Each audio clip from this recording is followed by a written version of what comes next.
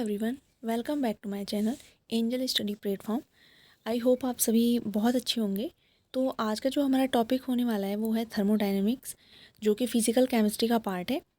ठीक है।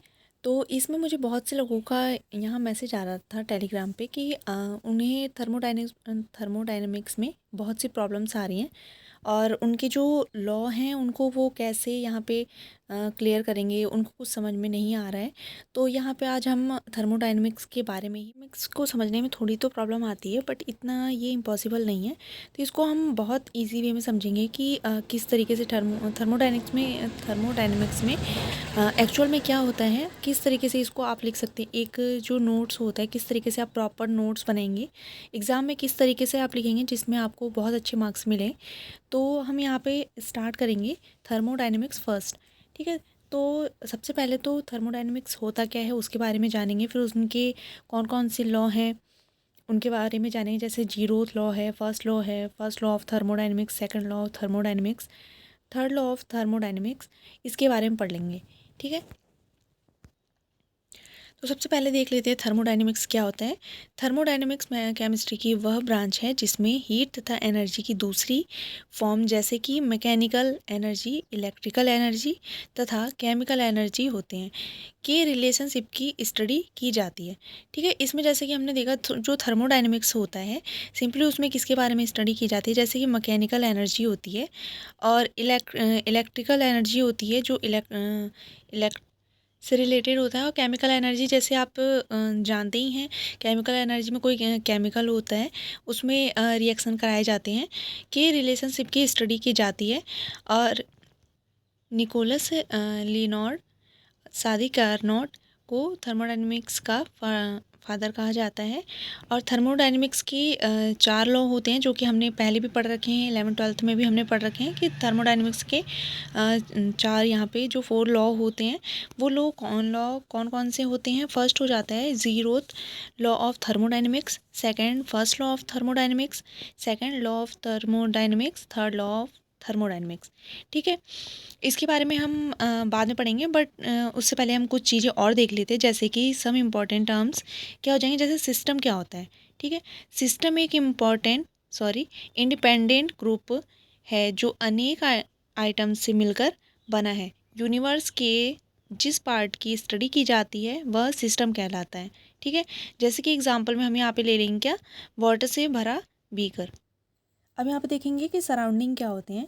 सराउंडिंग वह होता है जैसे सिस्टम के आसपास वह एरिया सराउंडिंग कहलाता है जहाँ यूनिवर्स में उपस्थित सिस्टम के अतिरिक्त एरिया सराउंडिंग है। जैसे कि मान लीजिए अगर हम कहीं पे ग्लास रख देते हैं या फिर जैसे ये कॉपी है, तो जहाँ पे ये कॉपी है ये क्या हो जाएगा, एक सिस्टम हो जाएगा। ठीक है। और इसके आसपास का जो भी एरिया हमारा हो जाता है वो क्या कहलाता है, सराउंडिंग कहलाता है। ठीक है। जैसे कि अगर यूनिवर्स में क्या होता है, जैसे हमारा प्लेनेट है, हमारा अर्थ है या फिर कोई और भी ग्रह हैं, तो उनके अलावा वो क्या हो जाएंगे, एक सिस्टम का काम करेंगे और उनके अलावा मतलब उनके आसपास का जो एरिया हो जाएगा वो क्या कहलाएगा, सराउंडिंग कहलाएगा। ठीक है। जैसे कि एग्जांपल में यहाँ पे देख लेते हैं, वाटर से भरे बीकर के चारों ओर का एरिया। जैसे ये वाटर से भरा हुआ बीकर है, इसके यहाँ चारों ओर का एरिया क्या हो जाएगा, जैसे कि ये सिस्टम है। ठीक है। इसके आसपास का एरिया क्या कहलाएगा, सराउंडिंग। ठीक है। सिस्टम तथा सराउंडिंग के मध्य हीट का एक्सचेंज होता रहता है। ठीक है। जैसे कि हम कभी कुछ बॉयल करें, जैसे पानी बॉयल कर लिया या फिर कोई भी चीज़ हो जाएगा, उसमें क्या है कि हम देखते हैं जो सिस्टम होता है। जैसे अगर किसी कंपाउंड वहाँ पे, जैसे कि आप मान लीजिए आपने कोई चीज़ फ्रिज में रखा। ठीक है। फिर उसके बाद जैसे आप बाहर पे निकालते हो उसमें क्या है, बहुत ठंडी एयर जो है बाहर पे हमें दिख भी रही होती है, और अगर हम उसको उसके पास में अपना हाथ करते हैं तो उसमें क्या है, आप या फिर अपने कोई स्किन ऐसे पास में ले जाते हैं तो हम देखते हैं उसमें से एक ठंडा सा क्या है कि उसकी एनर्जी एक बाहर रिलीज़ हो रही है। ठीक है। जिससे क्या है वो बाहर की जो वातावरण जो होता है, जो सराउंडिंग में जो एयर प्रेजेंट होता है पहले से, उसमें क्या है कि ये हीट का एक्सचेंज करते रहता है। ठीक है। अब आगे देख लेंगे types of system. System mainly 3 type के होते हैं। ठीक है। यहाँ पे 3 टाइप के जो सिस्टम होते हैं वो हम पढ़ लेंगे। फर्स्ट होता है ओपन सिस्टम, सेकंड होता है close system and isolated system. इसमें फर्स्ट हम पहले देख लेंगे ओपन सिस्टम क्या होता है? वह सिस्टम जो सराउंडिंग के साथ मैटर तथा एनर्जी का एक्सचेंज करता है उसे ओपन सिस्टम कहते हैं। ठीक है, जैसे कि एग्जांपल में हम ये देख लेंगे, एक पैन में बॉइल्ड वाटर को खुला रखने पर यह ओपन सिस्टम कहलाता है। ठीक है, अब जैसे ये हमने एक पैन ले लिया, उसमें क्या किया, हमने वाटर ले लिया। ठीक है, जब हम इसमें एनर्जी दे रहे हैं तो इसमें क्या है कि एनर्जी का हमने पहले भी पढ़ा था, यहाँ पे क्या होता है, हीट का एक्सचेंज होता है।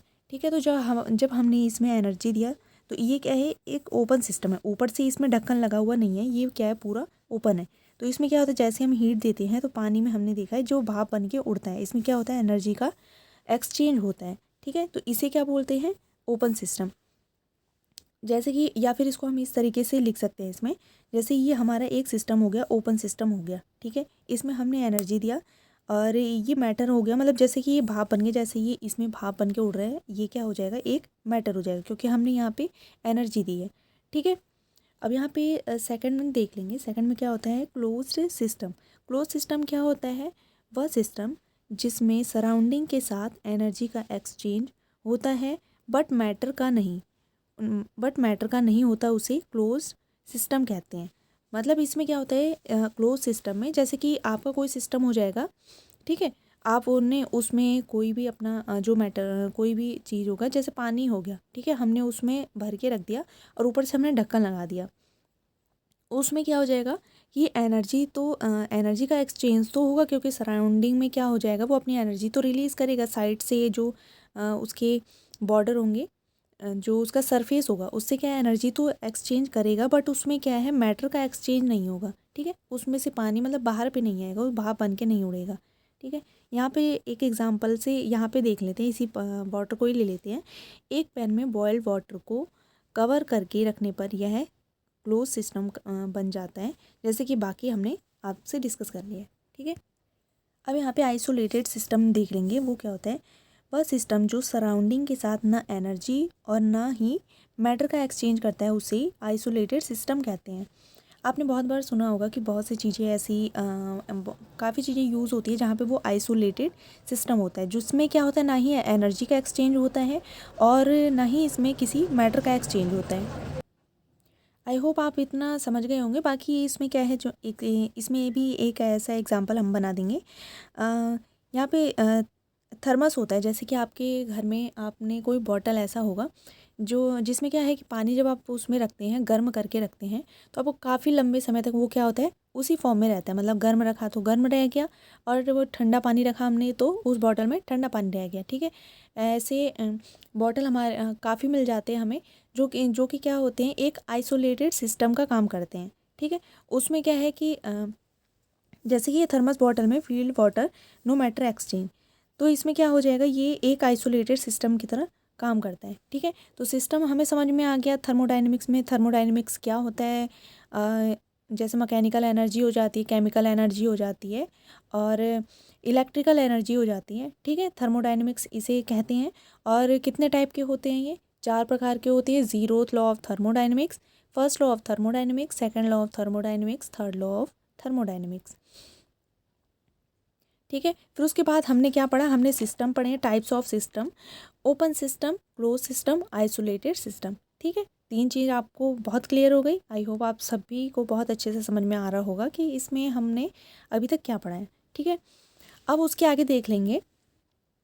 आप एक पिक्चर के थ्रू अगर एक डायग्राम बना के अपने एग्ज़ाम में आते हैं तो आपको उसमें काफ़ी अच्छा मतलब एक्सप्लेनेशन एक एग्जामिनर को सामने पे दिख जाता है कि हाँ इन्होंने इस तरीके से बना रखा है कि एक्चुअल में इन्होंने लिखा क्या है। ठीक है, तो आप हमेशा से एक डायग्राम उसमें अपने जो कॉपी होगी उसमें बना के ज़रूर आइएगा। ठीक है, अब यहाँ पे आगे देख लेंगे properties of system. Properties of system में ये क्या होते हैं, सिस्टम की प्रॉपर्टीज़ 2 टाइप्स की होती है। ठीक है, फर्स्ट होता है इंटेंसिव प्रॉपर्टीज़, सेकंड होता है एक्सटेंसिव प्रॉपर्टीज़। ठीक है, अब इन दोनों प्रॉपर्टीज़ के बारे में पढ़ लेते हैं कि एक्चुअल में ये क्या होते हैं। इंटेंसिव प्रॉपर्टीज़ वे होते हैं जैसे सिस्टम की वह प्रॉपर्टी जो सब्सटेंस के साइज व मात्रा पर डिपेंड नहीं करती, उसे इंटेंसिव प्रॉपर्टी कहते हैं। ठीक है। वह सिस्टम की वह प्रॉपर्टी जो सब्सटेंस की साइज व मात्रा पर डिपेंड नहीं करती उसे इंटेंसिव प्रॉपर्टी कहते हैं। एग्जाम्पल में देख लेंगे, जैसे टेम्प हो गया, temperature, density, hardness, boiling point और रिफ्रैक्टिव इंडेक्स etc। ठीक है, ये सारे आपके एग्जाम्पल में आ जाएंगे। एक्सटेंसिव प्रॉपर्टी क्या हो जाती है? सिस्टम की वह प्रॉपर्टी जो सब्सटेंस की मात्रा व साइज पर डिपेंड करती है, उसे क्या बोलते हैं? Extensive property. इंटेंसिव प्रॉपर्टी में हमारा क्या था कि इसमें साइज पे और इसकी जो मात्रा पर डिपेंड नहीं करता था, बट एक्सटेंसिव प्रॉपर्टी में हमारा क्या है कि ये सिस्टम की साइज और उसकी जो मात्रा है उस पर डिपेंड करेगा।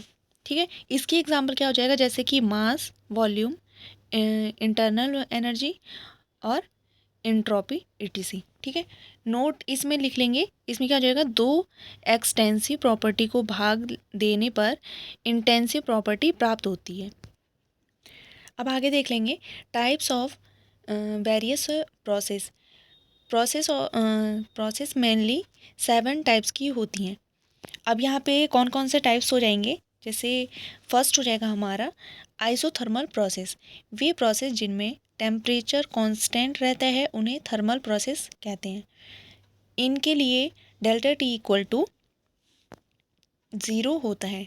तो डेल्टा टी इक्वल टू 0 इसमें क्या है? ये किस में होता है? आइसोथर्मल प्रोसेस में। आपको सभी के नाम यहाँ पे याद होने चाहिए कि क्या क्या चीज़ें हो जाती हैं। जैसे टाइप्स ऑफ वेरियस प्रोसेस में पहले फर्स्ट आप लिख लेंगे कि इसमें 7 टाइप के क्या होते हैं? प्रोसेस होते हैं। ठीक है, अब 7 टाइप्स यहाँ पे पढ़ने पड़ेंगे। आइसोथर्मल प्रोसेस में हमने देख लिया डेल्टा टी जो होता है वो क्या होता है? इसमें 0 होता है। ठीक है, टेम्परेचर यहाँ पे कॉन्स्टेंट होता है। Delta T means temperature. Okay, second हो जाएगा आइसोबोरिक प्रोसेस।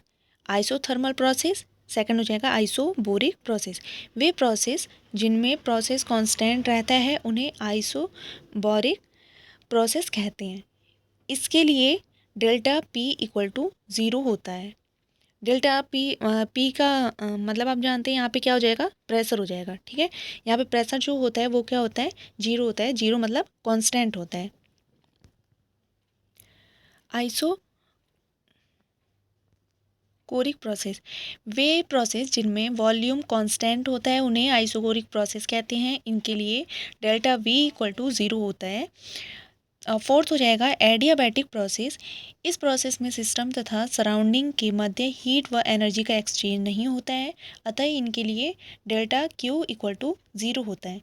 ठीक है, नेक्स्ट हो जाएगा साइक्लिक प्रोसेस। वे प्रोसेस जिनमें final and initial state same होती है उन्हें साइक्लिक प्रोसेस। ठीक है, नेक्स्ट हो जाएगा रिवर्सिबल प्रोसेस। थर्मोडायनेमिक्स में वे प्रोसेस जिनमें प्रोसेस के प्रत्येक स्टेप को टेम्परेचर, प्रेशर और वॉल्यूम बदलकर ऑपोजिट डायरेक्शन में लगाया जा सके उन्हें रिवर्सिबल प्रोसेस कहते हैं। नेक्स्ट हो जाएगा इसमें irreversible process. Thermodynamics irreversible process कहलाती है। थर्मोडायनेमिक्स में वे प्रोसेस इरिवर्सिबल प्रोसेस कहलाती हैं जिन्हें टेम्परेचर, वॉल्यूम और प्रेशर को बढ़ा या घटाकर भी ऑपोजिट डायरेक्शन में नहीं मोड़ा जा सकता है। ठीक है, और यहाँ पे एग्जांपल में कुछ ये थोड़ा देख लेंगे। Carbon plus C+O2 equal to CO2, ये क्या हो जाएगा? Irreversible process. ठीक है, H2 प्लस हाफ O2, ये क्या हो जाएगा? 2H2O, ये क्या हो जाएगा? Reversible process. ठीक है, इसको दोबारा से इसमें चेंज कर सकते हैं, बट ये CO2 में क्या है? एक्सचेंज प्रोसेस, मतलब ऑपोजिट डायरेक्शन में जो प्रोसेस यहाँ पे करते हैं, दोबारा से इसको जिस तरीके से पहले फॉर्म में था इसको हम नहीं बना सकते हैं। ठीक है, बट H2O जो होता है उसको हम दोबारा से इसको बना सकते हैं। ठीक है, ऑपोजिट डायरेक्शन में। और ये जो साइन होता है ये क्या होता है? इक्विलिब्रियम का साइन, कि हम यहाँ पे इसमें क्या है कि सिर्फ और सिर्फ फॉरवर्ड डायरेक्शन में यहाँ पे रिएक्शन होता है। इसमें क्या है? ये इस फॉर्म में भी कन्वर्ट हो सकता है, मतलब जो प्रोडक्ट हमारा बन के आ रहा है, फिर उसके बाद अगर हम इसको पहले के जैसा बनाना चाहें तो ये क्या है, इस फॉर्म में दोबारा से बन सकता है। ठीक है, ये प्रोसेस क्या कहलाती है, रिवर्सिबल प्रोसेस। और जो चेंज ना कर सकें हम, उसे क्या बोलते हैं, इरिवर्सिबल प्रोसेस। ठीक है, आपको सारे प्रोसेस यहाँ पे समझा दिए हैं। सातों प्रोसेस यहाँ पे क्या थे, एक बार फिर से रिपीट कर लेंगे। फर्स्ट था हमारा आइसोथर्मल प्रोसेस, सेकंड था हमारा आइसोबारिक प्रोसेस, एंड थर्ड था हमारा isochoric process, fourth adiabatic process, cyclic process, reversible process and irreversible process. आप सभी को सारे प्रोसेस समझ में आए होंगे कि एक्चुअल में इसमें कितने प्रोसेस होते हैं, तो 7 प्रोसेस होते हैं। ठीक है, नेक्स्ट हम इसमें देखेंगे स्टेट फंक्शन क्या होता है। स्टेट फंक्शन सिस्टम के उस गुण को दर्शाते हैं जो सिस्टम की स्टेट पर डिपेंड करती है। जैसे कि एग्जांपल में हो जाएगा ये entropy, enthalpy, internal energy, temperature, volume, pressure, mass, energy, etc. ठीक है, और पाथ फंक्शन क्या हो जाता है, ये आपके एग्ज़ाम में आता है। पाथ फंक्शन और स्टेट फंक्शन में डिफरेंस क्या होता है, शॉर्ट नोट में आ जाते हैं। ठीक है, तो इसको आप अच्छे से यहाँ पे देखना कि स्टेट फंक्शन क्या होते हैं और पाथ फंक्शन क्या होते हैं। ठीक है, तो पाथ फंक्शन वो हो जाता है, पाथ फंक्शन उस प्रॉपर्टी को दर्शाते हैं जो सिस्टम की पाथ पर डिपेंड करती है। जैसे कि एग्जाम्पल में हो जाएगा हीट और वर्क। ठीक है, स्टेट फंक्शन में ये इतने जो चीज़ें आपको यहाँ पे दिखाई गई हैं, इतने चीज़ों पे डिपेंड करती हैं। और एग्जांपल में यहाँ पे पाथ फंक्शन किस पे डिपेंड करता है, हीट और वर्क पे। ठीक है, नेक्स्ट हमारा हो जाएगा enthalpy of system. Constant pressure पर सिस्टम की टोटल हीट एनर्जी को उसे सिस्टम की एंथैल्पी कहा जाता है। इसे डेल्टा एस से डिनोट किया जाता है। इसे फॉलोइंग फार्मूला के द्वारा कैलकुलेट किया जाता है। ठीक है, इसका फॉर्मूला क्या हो जाता है, एंथैल्पी ऑफ सिस्टम। काफ़ी जगह एंथैल्पी का यहाँ पे फॉर्मूला पूछा जाता है। तो एंथैल्पी का जो फॉर्मूला हो जाएगा वो हो जाएगा delta H equal to E plus W. E जो होता है एनर्जी होता है, डब्लू जो होता है वो वर्क होता है, और work W equal to P into delta V. ठीक है, सो जो लास्ट हमारा यहाँ पे इक्वेशन बन के आता है वो क्या होता है, मेन इक्वेशन जो है delta H equal to E plus P into delta V, जो कि हम यहाँ पे वर्क के जगह पे हम यहाँ पे पी इंटू डेल्टा वी लिखते हैं। ठीक है, तो ये हमारा किसका फॉर्मूला निकल के आता है, एंथैल्पी ऑफ सिस्टम। आज के लिए बस इतना ही। बाकी जो नेक्स्ट हमारे लॉ हैं, जैसे zeroth law of thermodynamics, first law, second, third law of thermodynamics, ये सारे लॉ जो हैं हम नेक्स्ट वीडियो में देखेंगे। आज के लिए सिर्फ इतना काफ़ी होगा। आप सारी प्रोसेस को अच्छे से पढ़ना, किस तरीके से इसमें कौन से प्रोसेस में क्या कांस्टेंट होता है, और स्टेट फंक्शन क्या होते हैं, पाथ फंक्शन क्या होती है, सब चीज़ें आपको बहुत अच्छे से आनी चाहिए। बहुत अच्छे तरीके से मैंने आपको यहाँ पे डिफ़ाइन किया है। ओके, बाय बाय, मिलते हैं नेक्स्ट वीडियो में।